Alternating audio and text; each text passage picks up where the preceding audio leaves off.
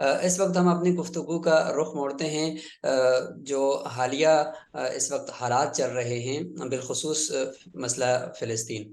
تو اس حوالے سے چونکہ مفتی صاحب آپ کی جغرافیہ کے اوپر ایک گہری نظر ہے، اور بالخصوص تاریخی اور سیاسی جغرافیہ پر، تو اس کی روشنی میں آپ اس فلسطین کا جو پورا خطہ ہے، اس کے اوپر جو ابھی حالیہ ایک چلو ایک یورش چل رہی ہے، لیکن اس سے پہلے جو کچھ تاریخ کے آئینے میں ہوا ہے اس خطے پر، اس کو ذرا آپ ناظرین کے سامنے رکھیں تاکہ حقیقت واضح ہو جائے کہ یہ اصل مسئلہ کیا ہے۔ دیکھیں، بسم اللہ الرحمن الرحیم، یہ بہت اہم جو آپ نے سوال کیا ہے۔ اس وقت میں پورا عالم اسلام اس کے اوپر گفتگو کر رہا ہے۔ پاکستان میں کوئی ایسا شخص نہیں ہے جو اس سے لا تعلق ہوگا، بلکہ پورے عالم اسلام میں بھی کوئی بھی مسلمان ہے ایسا نہیں ہے جو آپ کو فلسطین کے اس مسئلے سے لا تعلق نظر آئے گا۔ اس کی تاریخ بھی اتنی ہی قدیم ہے۔ یہودی جب ذکر کرتے ہیں تو وہ یہ نیتن یاہو اور ان کے بیانات آپ دیکھیں گے تو وہ ذکر کرتے ہیں 3,500 سال پہلے سے اس کی تاریخ کا وہ ذکر کر رہے ہوتے ہیں۔ مسلمانوں کا اس جگہ کے ساتھ یہاں پہ جو اسلام کی آمد ہوئی ہے، مسلمان تقریباً 14 صدیوں سے اس سرزمین سے براہ راست ان کا تعلق ہے۔ تو ایک پوری مطلب تاریخ نہیں، تاریخ کی کئی لائبریریاں ہیں، کوئی ایک کتاب نہیں، یہ پوری لائبریریوں کا موضوع ہے کہ یہاں پہ کون سی اقوام کب رہی۔ تو اس کو لیکن سمجھنا آج کے تناظر میں بہت زیادہ ضروری ہو گیا ہے۔ وہ اس وجہ سے بھی ضروری ہو گیا ہے کہ اب یہ موضوع اتنا بڑھ گیا ہے، اور خصوصاً ڈیجیٹل دور کے اندر جب کوئی بھی خبر چھپی ہوئی نہیں رہ سکتی، کوئی بات اب خفیہ طور پر نہیں کی جا سکتی۔ اس سے پہلے خفیہ آپریشنز ہو جاتے تھے، لوگوں کو پتہ ہی نہیں چلتا تھا، کیا سارائیاں بعد میں ہوتی تھی۔ اب تو لمحے لمحے کی حقیقی جو تصاویر ہیں وہ اسی سیکنڈ میں پہنچ رہی ہوتی ہیں۔ تو اس وجہ سے یہ جو فلسطین کا مسئلہ ہے، اس کو اب آج کے تناظر میں پڑھنا بہت ضروری ہوا ہے۔ تو اب آپ نے یہ جو پوچھا ہے کہ اس کا تاریخی پس منظر، تو اس کی تاریخ بھی 3-4 ادوار میں تقسیم ہے۔ ایک تو وہ دور ہے جس کا یہودی کہتے ہیں کہ ہماری جو ایک لیگیسی تھی، جب یہودیت کا غلبہ ہوا کرتا تھا، حضرت داؤد علیہ السلام، حضرت سلیمان علیہ السلام کے دور سے اگر اس کو آغاز کریں۔ دوسرا وہ دور ہے جس کا مسلمان ذکر کرتے ہیں، یعنی جب حضرت عمر فاروق رضی اللہ تعالیٰ عنہ نے اس کو فتح کیا ہے۔ اس سے قبل حضور اقدس صلی اللہ علیہ وسلم کا جو معراج ہوا ہے، مسجد اقصیٰ میں حضور صلی اللہ علیہ وسلم کی آمد ہوئی ہے، اور وہاں سے حضور صلی اللہ علیہ وسلم نے قرآن کے بقول وہاں سے پھر آسمانوں کی اور معراج کا جو سفر ہے اس کا آغاز کیا ہے۔ تو یہ دوسرا دور کہلا سکتا ہے۔ اور تیسرا وہ ہے جو جدید جو ریاستی نظام جہاں سے ڈھلا ہے، اور پہلی دوسری جنگ عظیم اور خصوصاً سلطنت عثمانیہ جس کے قبضے میں یہ فلسطین کی سرزمین اس سے پہلے تھی، اور اس کے بعد سے برطانیہ نے قبضہ کر کے اسرائیل کو بیچ دی، یا اسرائیل کے ساتھ ساز باز کر کے یہاں ایک اسرائیلی ریاست قائم کی ہے۔ تو وہ ایک یہ تیسرا فیز ہے اسی مسئلے کا۔ تو اب ڈائریکٹلی ہم اسی فیز سے اگر شروع کریں، یعنی جس دور پہ ہم موجود ہیں اور جو پوری ایک فلسطینی کمیونٹی سفر کر رہی ہے، لاکھوں انسان ہیں جو کسی بھی وقت میں شہید کر دیے جائیں، ان کے اوپر بمبارمنٹ ہو رہی ہے، اور دنیا کا کوئی اصول نہیں ہے، کوئی حقوق انسانی کے سارے چیمپئن خاموش ہیں، وہ یورپی یونین ہو، وہ امریکہ ہو، بلکہ وہ خود ویپن دے رہے ہیں، اور ان کے اندر خلفشار ہے۔ ابھی آج ہی امریکہ کے ایک مشیر نے، دفاعی مشیر نے استعفیٰ دیا ہے اس بات کے اوپر کہ جو امریکہ نے اسرائیل کو ویپنز کیوں دیے ہیں۔ تو یہ اس وقت کا جو سلگتا ہوا مسئلہ ہے، اس کا آغاز 1878 سے ہوتا ہے، پہلی جنگ عظیم سے تھوڑا پہلے۔ 1878 میں اگر ہم دیکھیں تو اس وقت میں فلسطین کی یہ جو ارض فلسطین ہے، جو مسلمانوں کی سرزمین تھی، اس کی آبادی تقریباً 4.5 لاکھ کے قریب تھی، اور اس وقت میں یہودیوں کی آبادی صرف 3% یہودی یہاں پہ بسا کرتے تھے۔ اور اس وقت میں یہودی دنیا میں مارے مارے پھرتے تھے کہ ہمیں کوئی جگہ مل جائے، خطہ مل جائے جہاں پہ ہم اپنی حکومت قائم کر سکیں، جہاں پہ ہم اپنی ریاست قائم کر سکیں، لیکن ان کو کوئی ایسی جگہ نہیں ملی۔ تو اس دوران میں پہلی جنگ عظیم ہوئی۔ پہلی جنگ عظیم میں ایک طرف برطانیہ اور فرانس تھے، اور دوسری طرف میں جرمنی، اور جرمنی کا اتحادی تھا پھر سلطنت عثمانیہ۔ تو جب برطانیہ اور فرانس اس جنگ میں کودے ہیں تو انہیں مالی وسائل کی کمی کا شکار وہ ہوئے ہیں. تو انہیں پھر جو اسرائیلی یعنی یہودی ہیں انہوں نے پھر فائنانس کیا، اسپانسر کیا، اور برطانیہ اور فرانس کے جو اخراجات ہیں جنگ کے ان میں انہوں نے حصہ ڈالا ہے.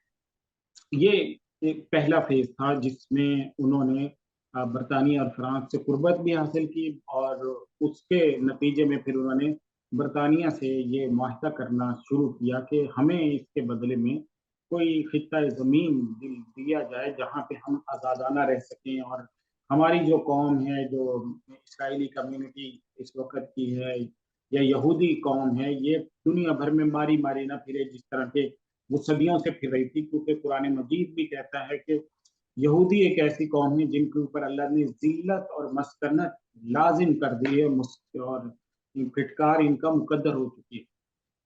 تو بہرحال یہ تھا. تو پھر برطانیہ پہلی جنگ عظیم میں جیت گیا، اور پہلی جنگ عظیم شروع ہوئی ہے 1914 سے، اور 1918 میں اس کا اختتام ہوا. اسی دوران میں جب برطانیہ کو سپورٹ ملی ہے اسرائیل سے یعنی یہودیوں سے، اور یہودیوں نے اس سپورٹ کے بدلے میں پھر اپنی ریاست کا مطالبہ کیا، تو ایک خفیہ معاہدہ ہوتا ہے برطانیہ اور یہودیوں کے درمیان جس کو بالفور ڈیکلیریشن کہا جاتا ہے، اعلان بالفور. اب اس کی جزیات پوری دنیا میں موجود ہیں. اعلان بالفور یا بالفور ڈیکلیریشن میں برطانیہ نے 1917 میں یہ اپنی کابینہ سے خفیہ طور پر منظور کروایا کہ اسرائیل نامی ایک ریاست فلسطین کی سرزمین پہ قائم کی جائے. فلسطین کی سرزمین کا انتخاب کیوں کیا گیا؟ اس کی بڑی بنیادی وجہ یہی تھی کہ یہ یہودیوں کے نزدیک مقدس ترین جگہوں میں سے ایک ہے. یہاں تک کہ یہودی اس کو اتنا مقدس سمجھتے ہیں کہ وہ اس سرزمین میں جو گنبد صخرہ کی جگہ ہے جس کو ڈوم آف دا راک کہا جاتا ہے اس میں داخل بھی نہیں ہوتے اس کے تقدس کی وجہ سے یہودیوں کے یہاں. اسی لیے وہ اب جو عبادت اور وہ سب گریا وزاری کرتے ہیں وہ دیوار گریا جو بیت المقدس کی دیوار ہے جس کو مسلمان دیوار براق کہتے ہیں اس کے ساتھ وہ جا کے کرتے ہیں، اور وہاں پہ وہ جا کر نہیں کرتے. تو لیکن یہ پھر آغاز تھا. یعنی بالفور ڈیکلیریشن اصل میں وہ قانونی بنیاد ہے جس پر ریاست اسرائیل قائم ہوئی ہے، اور یہ جو ڈیکلیریشن ہے یہ اس ساز باز کا نتیجہ تھا جو برطانیہ نے اس یہودیوں کے ساتھ مل کر خفیہ طور پر کی. تو یہاں سے پھر جو توازن ہے وہ بدلنا شروع ہوا. میں نے یہاں پر جیسے مفتی ذکر صاحب کیا 1878 ایک میں. سوال ہے، جی وہ یہ ہے کہ جب یہ ریاست یہاں لا کر قائم کی گئی یا اس کا قانون پاس ہوا تو کیا وہ جو زمین تھی فلسطین کی اس کو خریدا گیا یا بغیر اس کے آ کر اس کے اوپر کوئی غاصبانہ قبضہ کیا گیا؟ جی غاصبانہ قبضہ کیا گیا، وہ اس کو بالکل نہیں خریدا گیا. میں نے عرض کیا کہ یہ جو جگہ تھی یہ اصل میں فلسطینیوں کی تھی، مسلمانوں کی تھی، اور جو اسرائیلی ہیں یہ اب تک جتنی بھی ہجرتیں یہودیوں نے کی پوری دنیا سے، اور ہجرتوں کے بھی تقریباً 5-6 فیزز ہیں جو اس وقت تک رہے، ان میں ہم جائیں گے تو بڑی طویل ہو جائے گا. لیکن اب تک کی جو صورتحال تھی یعنی جو پہلی جنگ عظیم تک کی صورتحال تھی وہ یہ تھی کہ دنیا بھر میں ان کے پاس جگہ نہیں تھی، اور جب یہ آ کر بسے ہیں تو ان کے پاس 1% جگہ بھی نہیں تھی اس وقت تک. اور یہ جس طرح سے ہوتا ہے کوئی بھی باہر سے آئی ہوئی قوم ہے وہ آ کر خریدتی ہے، پیسے دے کر خرید رہے تھے، جگہیں لے رہے تھے، تو چھوٹی چھوٹی جگہیں اگرچہ ان کے پاس دولت زیادہ تھی لیکن اس کے باوجود پورا ملک ظاہر ہے یہ نہیں خرید سکتے تھے. تو انہوں نے آ کر جگہ خریدنا شروع کی، اور آبادی کے لحاظ سے پہلی جنگ عظیم تک ان کی آبادی یہودیوں کی فلسطین میں 8% تھی، لیکن رقبے کے لحاظ سے بمشکل 1% رقبہ ہوگا جو یہودیوں کے پاس اس وقت تھا، جو ان کا ملکیت ہی تھا. لیکن برطانیہ چونکہ جیت چکا تھا پہلی جنگ عظیم، اور پھر اس کے بعد دوسری جنگ عظیم ہوئی، اور پہلی جنگ عظیم سے دوسری جنگ عظیم تک یہودیوں کو موقع ملا پوری دنیا سے جمع ہونے کا. تو پہلی جنگ عظیم تک یہودیوں کا تناسب تھا 8% آبادی کے لحاظ سے. دوسری جنگ عظیم تک جو یہودیوں کا آبادی کے لحاظ سے تناسب ہے وہ 30% تک پہنچ گیا، لیکن جو زمینی طور پہ جو تناسب تھا وہ ان کے پاس 5% سے زیادہ نہیں تھا. یعنی میکسیمم جو جگہ یہودیوں کے پاس جن کی آبادی نمبر آف پاپولیشن کے اعتبار سے 30% تک پہنچی تھی، وہ 5% فلسطینی اراضی تھی جس کے اوپر یہودیوں کی ملکیت تھی، جو ان کی اپنی خریدی گئی یا ملکیتی زمین تھی۔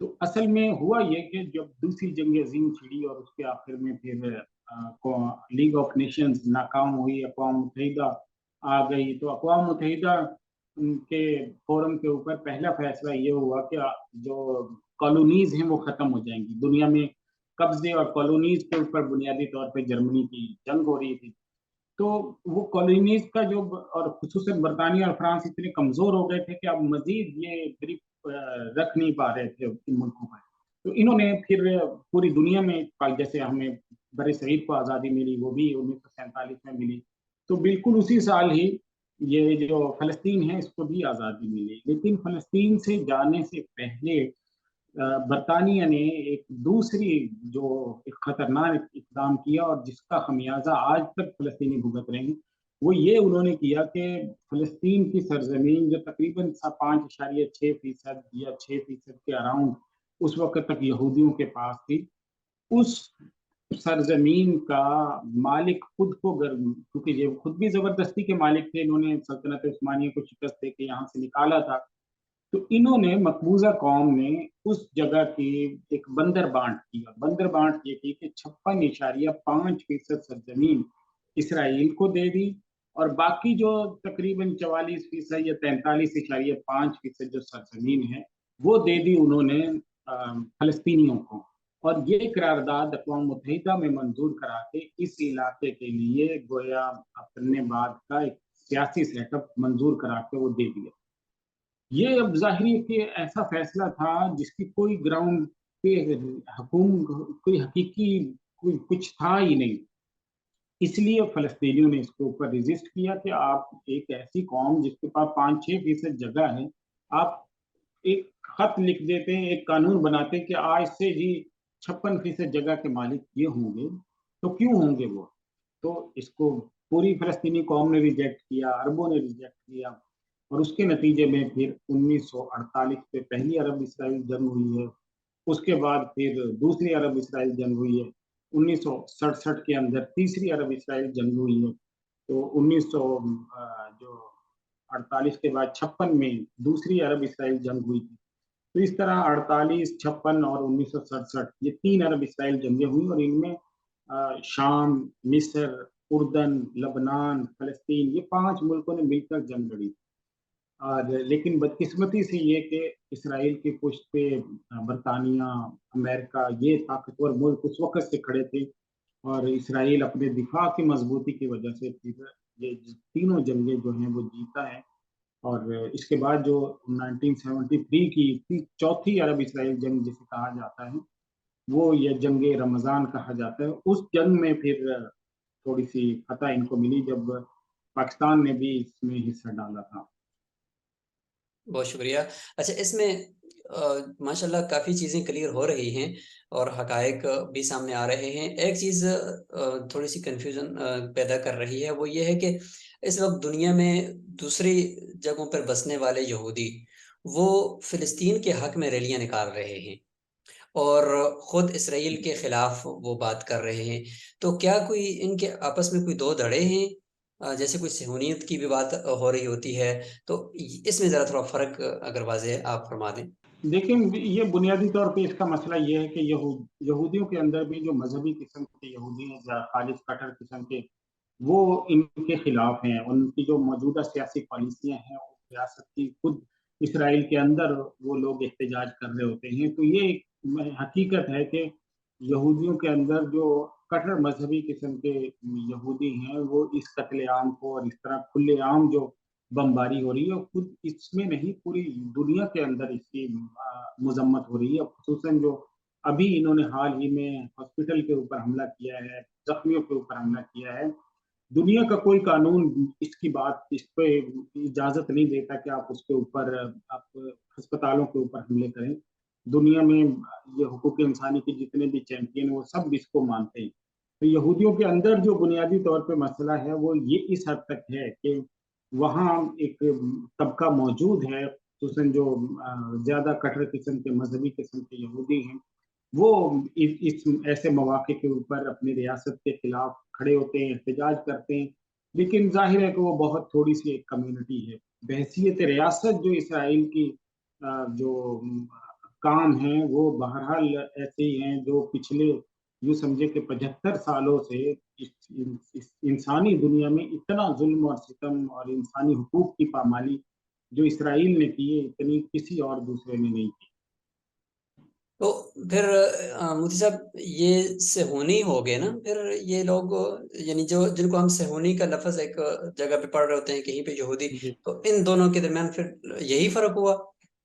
اب بنیادی طور پر یہی فرق ہے، لیکن حقیقت یہ ہے کہ دیکھیں یہودیوں کے اندر اگر اور بھی کئی طرح کی تقسیمات ہیں، جیسے مختلف مذاہب کے اندر تقسیمات ہوتی ہیں.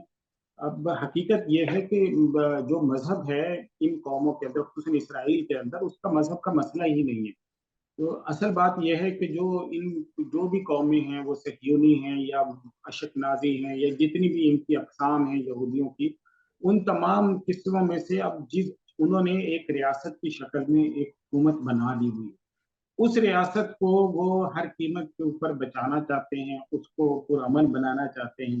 اب ایسی علمی بحثیں کر کے کہ صہیونی ایسے ہوتے ہیں، صہیونیوں کا تشدد کا دور ہے اور یہ فلانی قسم، یہ ان اقسام سے بالاتر ہو چکی ہے یہ پوری جو گیم ہے. کیونکہ جو بھی یہودی ہوگا جو اسرائیل کا بسنے والا ہے، اسرائیل کی حمایت کرنے والا ہے، وہ بہرحال اپنی ریاست کو سپورٹ کر رہا ہے. اور اگر ان کے درمیان ایسا کوئی اختلاف موجود بھی ہے تو کوئی مخالف آواز کے پاس کیا ہے؟ کچھ بھی نہیں. مطلب ان کے مقابلے میں اب اسرائیل ایک ایٹمی طاقت بن چکی ہے. ایٹمی طاقت کے مقابلے میں آپ کس سے کہانیاں سنا کے کوئی احتجاج سڑکوں کے اوپر پلے کارڈ اٹھا کے کیا کر لیں گے؟ اس میں جو اصل مسئلہ ہے فلسطینیوں کا مسئلہ ہے وہ تو اپنی جگہ پہ زندہ ہے، موجود ہے. ان کی جگہوں پر مسلسل قبضہ ہوا جا رہا ہے اس وقت سے 1948 سے لے کر آج تک میں ان کی زمین پہ مسلسل قبضہ ہو رہا ہے. جو اعداد و شمار بین الاقوامی سطح پہ مانے جاتے ہیں وہ یہ کہتے ہیں کہ 12% جگہ ہے جو فلسطین کے پاس باقی رہ گئی ہے. یعنی اقوام متحدہ خود تسلیم کرتا ہے کہ جو جگہ ہے وہ تقریباً 44% یا 43.5% فلسطینیوں کی ہے، لیکن اس وقت میں اس جگہ میں سے تقریباً 12% فلسطینیوں کے پاس باقی رہ گیا. اور جو آزاد ذرائع ہیں ان کا یہ کہنا ہے کہ تقریباً 9% جگہ ہے جو فلسطینیوں کے پاس رہتی ہے، باقی ساری جگہ کے اوپر اسرائیل نے قبضہ کر لیا ہوا. تو یہ یہودیوں کے درمیان اگرچہ کوئی مسئلہ رہے لیکن ملکی سطح پہ ان کو یہودیت سے کوئی بھی مسئلہ نہیں، یہودیوں سے کوئی پرابلم نہیں. کوئی چھوٹی موٹی کوئی خبر آتی ہے ہم لوگ اس کو مذہبی فسادات کو ہائی لائٹ کر کے تھوڑا مطلب ہمارے ہاں اس پہ بات تو ہو جاتی، لیکن اس کا نتیجہ کچھ بھی نہیں ہے یا اس کے نتیجے میں فلسطینیوں کو کوئی ریلیف ملے گا ایسا دور دور تک کوئی امکان نہیں. اور آپ نے ابھی حال میں دیکھ لیا حماس کے جو حملے ہیں ان کے نتیجے میں کیا ہوا. ادھر سے امریکی صدر آیا ہوا ہے، مطلب دنیا کا جو سب سے طاقتور ترین آدمی ہے وہ ان کے ساتھ کھڑا ہے. برطانیہ ادھر سے پہنچ گیا ہے، پوری یورپی یونین ان کے حق میں بیانات دے رہی ہے. تو یعنی دنیا کی جو سپریم پاورز ہیں جتنی وہ ساری اور ہر قرارداد کو ویٹو کر رہی ہیں. برازیل کی قرارداد کو ویٹو کر دیا گیا، روس کی قرارداد کو ویٹو کر دیا. تو مطلب جو مسائل ہیں اصل وہ مسئلہ تو اپنی شدت کے ساتھ بڑھتا ہی چلا جا رہا ہے. اور یہ اختلافات یہودیوں میں تھے تو صدیوں سے تھے، اور اس وقت سے تھے جب اسرائیلی ریاست وجود میں آئی، لیکن اس کی وجہ سے کوئی فلسطینیوں کو ریلیف ملے گا ایسا کوئی دور دور تک امکان نظر نہیں آتا. اللہ تعالیٰ عافیت فرمائے. مفتی صاحب آخری سوال یہ ہے کہ اس وقت آپ امت مسلمہ کو اور عام مسلمانوں کو جو دوسرے ممالک میں بستے ہیں ان کو کیا پیغام دیں گے؟ کیونکہ بائیکاٹ کی بھی باتیں ہو رہی ہیں مختلف مصنوعات کی، اور میک ڈونلڈ ہے دوسری تیسری ہیں تو اس کی بھی باتیں چل رہی ہیں. اور اس کے علاوہ ظاہر ہے کہ پوری امت مسلمہ میں اس وقت ایک غم و غصے کی لہر ہے. تو اس میں ایک عام مسلمان کو کیا کرنا چاہیے؟ دیکھیں یہ سوال اہم ہے کہ اس وقت میں ہم کیا جا سکتا ہے. فلسطینی خود جو کمیونٹی ہے وہ جتنی بڑی سطح پہ ان کو قتل عام کیا جا رہا ہے، बहुत पूरी दुनिया के सामने उनका कत्लेआम हो रहा है, और अब तक की पूरी हिस्ट्री मौजूद है ना। आप अल जज़ीरा को देखें, मुख्तलिफ जो टीवी चैनल्स हैं उनके ऊपर, वेबसाइट्स के ऊपर आपको जो डेटा अब तक मिलता है, एक तरफ में 2 यहूदी मरते हैं, दूसरी तरफ में 2000 फ़लस्तीनी शहीद कर दिए जाते हैं। एक तरफ 5-7 यहूदी मरते हैं, दूसरी तरफ 5000 फ़लस्तीनी शहीद किए जाते हैं। इतना सस्ता मुसलमानों का खून बना हुआ है, और बैन-अ-क़वामी कैमरों के सामने, जदीद दुनिया के सामने, हुकूक इंसानी के इन अलमबरदारों के सामने, जो पूरी दुनिया में हुकूक इंसानी के चैंपियन बने हुए हैं। तो अब असल सवाल ये है कि हम इसको रोक कैसे सकते हैं? तो सबसे बुनियादी तौर पे हमें ये समझना चाहिए कि मुसलम हम जो, जैसे वो लोग जो जितने दूर रह रहे हैं, तो हम बहुत कुछ ऐसा है जो फ़लस्तीनियों की काज़ के लिए कर सकते हैं। मसलन पाकिस्तान में रहने वाले लोग हैं, कम से कम दुआ कर सकते हैं, दुआ के ज़रिए अल्लाह ताला तकदीर को बदल देते हैं। दूसरे नंबर पे हम माली इमदाद तो कर सकते हैं ना, माली इमदाद के जो है वो गज़ा में पहुँच रही है, वेस्ट बैंक में पहुँच रही है, मगरबी किनारे में भी आपकी माली इमदाद पहुँच जाएगी, गज़ा के हर हिस्से में माली इमदाद पहुँच रही है, और पाकिस्तान में अल्हम्दुलिल्लाह रिफ़ाही इदारे इसके ऊपर मुतहर्रिक हो चुके हैं। तो ज़्यादा से ज़्यादा कौमी सतह के ऊपर हम इसके अंदर पार्टिसिपेट करें। तीसरे नंबर पे जो हमारा अपना ज़ाती किरदार है, हर शख्स अगर ये ज़रूरी समझे कि वो फ़लस्तीन के मसले को अहमियत देगा और इसको सोशल मीडिया पे उजागर करेगा, इस मसले पे बोलेगा, लिखेगा, आवाज़ उठाएगा, इसकी आवाज़ को मज़ीद आगे बढ़ाने की कोशिश करेगा, तो ये एक बहुत बड़ा काम है कि हमारे यहाँ जो लोगों में अवेयरनेस है वो फैलेगी।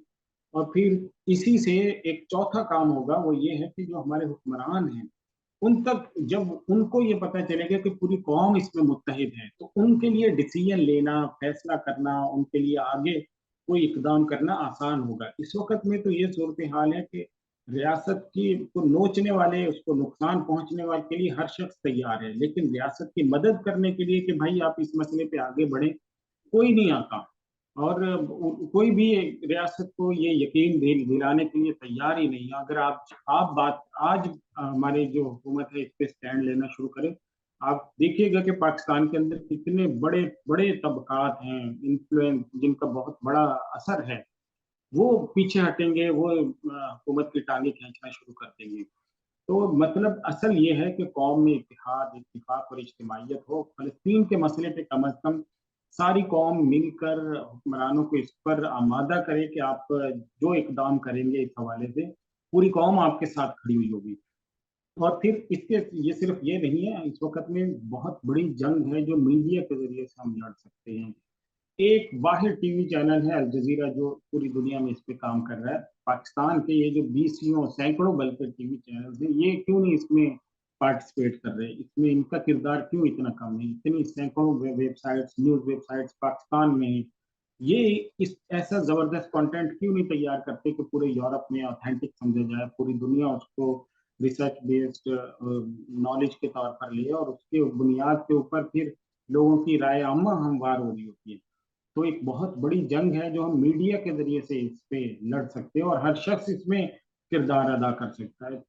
अगले नंबर पे पाकिस्तान में गली-गली, मोहल्ले-मोहल्ले में लोगों ने अब चैनल्स खोले हुए हैं, लेकिन कोई एक बंदा हो जो रिसर्च करे, तहकीक करे, डीप डाउन जो है वो रिसर्च करके जो ये मसला है फ़लस्तीन का, इसके ऊपर जो कानूनी बुनियादें हैं उनको वाज़ेह करे, जो इंसानी हकूक़ की पामाली हो रही है उसके सबूत जमा करें। जिन-जिन जगहों पर इसराइल ने जेनेवा कन्वेंशन की खिलाफ वर्जी की है, उनको जमा करें। इसराइल की जितनी भी आउट ऑफ द वे जाकर अमेरिका मदद कर रहा है, उसके आदाद-ओ-शुमार जमा करें, तो ये बहुत बड़ा एक ज़ख़ीरा है, और पिछले तकरीबन 70-75 सालों से जंग जारी है। हमें 2-4 सालों बाद इनका सामना करना पड़ता है, तो इस डेटा को पे अगर लोग हमारे काम करेंगे, तो एक बहुत बड़ा इल्म का ज़ख़ीरा हमारे पास वजूद में आ सकता है। फिर हमारे यहाँ इसके अलावा में लॉबिंग का एक बहुत बड़ा काम है कि लॉबिंग की जाए। अब आप देखें, अमरीकी सदर जा रहा है, वज़ीर ख़ारिजा जा रहा है, लोगों से मिल रहा है, मुख्तलिफ़ मुल्कों में चक्कर लगा रहा है। हमारे यहाँ ऐसे लोग क्यों नहीं मौजूद? भई बिज़नेस कम्युनिटी ऐसे लोगों को स्पॉन्सर करे, बैन-अ-क़वामी क़वानीन के जो माहिरीन हैं, उनको स्पॉन्सर करें, और जो बैन-अ-क़वामी अदालत-ए-इंसाफ़ है, वहाँ पे जाके ये मसला उठाया जाए, अक़वाम मुत्तहिदा में ये मसला उठाया जाए। सलामती काउंसिल के कितने फ़ोरम्स हैं, जहाँ के ऊपर जाकर ये मसला उठाया जा सकता है। एक जमात इस्लामी ने अभी वो 1000 पिटीशंस दायर करने की ऑनलाइन कैंपेन चलाई है। इसके अलावा हम बाकी जमातें वो चलाएँ, तो ये कितना बड़ा काम हो सकता है। फिर हम माशी तौर पर जितनी मदद कर सकते हैं, पाकिस्तान में 2 सियासी जमातें जो हैं, एक जमीयत उलमा इस्लाम जिसने अरबों रुपए जमा करने का एक हदफ लिया है और मुख्तलिफ इलाकों में इसकी कैंपेन चल रही है। और दूसरी जमात इस्लामी है जो इस तरह माली इमदाद भी शुरू कर चुकी है। तो ये 2 जमातें कर रही हैं, इसके अलावा में बाकी जो हमारी मज़हबी तंज़ीमें हैं वो इसमें अगर मदद करें तो ये एक बहुत बड़ा काम है जो इस पे हो जाएगा। और मैंने पहले अर्ज़ किया था कि कानूनी तौर पे 2 बड़ी बुनियादें हैं इस्राईली रियासत के लिए। एक इस्राईली रियासत की बुनियाद बाल्फोर का डिक्लेरेशन है, जो उसको सपोर्ट कर रहा होता है, जो बरतानिया में जिसके खिलाफ पूरी लॉबिंग करने की ज़रूरत है। दूसरे नंबर पे अक़वाम मुत्तहिदा की जो करारदाद है जिसमें फिर वो बुनियादी फ़ार्मूला तय किया गया था। तो इन दोनों के ऊपर कानूनी माहिरीन क्यों बैन-अ-क़वामी अदालत-ए-इंसाफ़ में नहीं जाते और इसके ऊपर मसला डिबेट क्यों नहीं करते? आलम इस्लाम में इसके ऊपर मुसलमानों में कोई फ़ोरम क्यों नहीं बनता? यहाँ पाकिस्तान में हर शख्स इस पे दर्द महसूस करता है, लेकिन जो लॉन्ग टर्म पॉलिसीज़ हैं, वो बनानी चाहिए कि इस मसले को बैन-अ-क़वामी सतह पे उठाया जाए, मुल्की सतह पे इस पे इत्तिफ़ाक़ राय कायम की जाए और फिर जो बैन-अ-क़वामी अदालत-ए-इंसाफ़ है या आलमी फ़ोरम्स हैं, वहाँ ख़ुसूसन यूरोपीय यूनियन है, अगर यूरोपीय यूनियन के पास कोई ये हमारी लॉबिंग फ़र्म हो, जो जाकर ये पूरी लॉबिंग करे, डेटा और हक़ाइक़ की बुनियाद पे कि कितनी हुकूक़ इंसानी की खिलाफ़ वर्ज़ी हो रही है, जिनेवा कन्वेंशन की खिलाफ़ वर्ज़ी हो रही है। तो इन चीज़ों से यही वो चीज़ें हैं जिस पर जदीद दुनिया चल रही है। सफारतकारी का बहुत अहम किरदार होगा मुल्कों-मुल्कों में जाकर। अब तक तो ये सूरत-ए-हाल है कि वो इज़राइल के साथ अमेरिकी सदर खड़ा हुआ है, इज़राइल के साथ यूरोपीय यूनियन खड़ी हुई है, बरतानिया आके खड़ा हुआ है, लेकिन फ़लस्तीन का कोई नाम ही नहीं लेता। फ़लस्तीन लावारिस है, कोई मुल्क उसके ओन ही नहीं कर रहा। तो इस तरह तो ये फिर दब जाएगा, मतलब ये ऐसे मैसकर और ऐसे जो अ, इस इंसानी अलमिये हैं, ये मज़ीद बढ़ते चले जाएँ। तो हमारे करने के बहुत सारे काम हैं और मायूसी की बात नहीं, अहादीस में हुज़ूर सल्लल्लाहु अलैहि वसल्लम ने फतह भी दी है आपको, ना शिकस्त का भी सामना करना पड़ा, फिर हिकमत अमली तब्दील भी की है। तो सब्र भी इस्लाम सिखाता है, सब्र के नतीजे में अल्लाह ताला फतह और नुसरत के वादे। हमारा भी इम्तिहान है कि हम फ़लस्तीनियों के लिए कितनी मदद करते हैं, कितनी आवाज़ उठाते हैं, कितनी अवेयरनेस फैलाते हैं।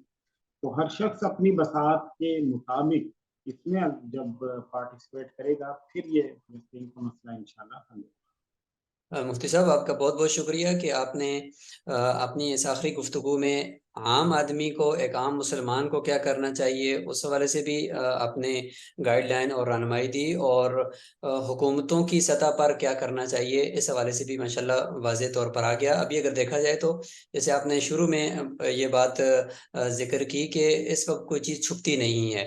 सोशल मीडिया का ज़माना है, तो अगर देखा जाए तो हर जगह पे बैठा हुआ मुसलमान बच्चा-बच्चा वो तो अपने जज़्बात का इज़हार कर रहा है, लेकिन वो जिस मुल्क में है, वो जिस हुकूमत की छतरी की तले वो ज़िंदगी गुज़ार रहा है, उधर से कोई आवाज़ नहीं आ रही। बड़ी सतह से कोई आवाज़ नहीं आ रही। तो ये एक बड़ी अफ़सोसनाक सूरत-ए-हाल है। अल्लाह ताला आफ़ियत फ़रमाए और इस मसले के अंदर जो हकीकत में जो फ़ैसला है, अल्लाह ताला ही फ़रमा सकते हैं और वही सारा कुछ कर सकते हैं। तो आखिर में हम आपका एक मरतबा फिर शुक्रिया अदा करते हैं मुफ्ती साहब कि आपने वो तफ़सील से नसर और फ़िक़्ह के लिए अपना वक़्त निकाला। अल्लाह ताला आपकी मेहनतों को, आपकी काविशों को और आपकी सारी खिदमात को अपनी बारगाह में कबूल व मंज़ूर फ़रमाए। तो नाज़रीन, ये थे हमारे साथ मुफ्ती अब्दुल मोनेम फ़ाइज़ साहब जामिअतुर रशीद कराची से, जिनकी गुफ्तगू और जिनकी सारी खिदमात आपने देख ली, सुन ली और उम्मीद है कि आप इनसे खूब महज़ूज़ होने के साथ-साथ मुस्तफ़ीद भी होंगे। और बिलख़ुसूस जो आखिर में मसला फ़िलिस्तीन का ज़िक्र उन्होंने फ़रमाया, तो उसमें भी आप को बहुत कुछ सीखने को मिलेगा और आखिर में जो पैगाम है, वो उम्मत मुस्लिमा के बच्चे-बच्चे के लिए, नौजवान के लिए, बूढ़े के लिए और उम्मत मुस्लिमा इस वक़्त जिस मुश्किलात का शिकार है, जिन-जिन मुश्किलात का शिकार है, उसमें राह क्या है और दरमियानी राह क्या है, वो भी मुफ्ती साहब ने ज़िक्र की है। अल्लाह ताला हम सबको अमल करने की तौफ़ीक नसीब फ़रमाए। अस्सलामु अलैकुम व रहमतुल्लाहि व बरकातहू।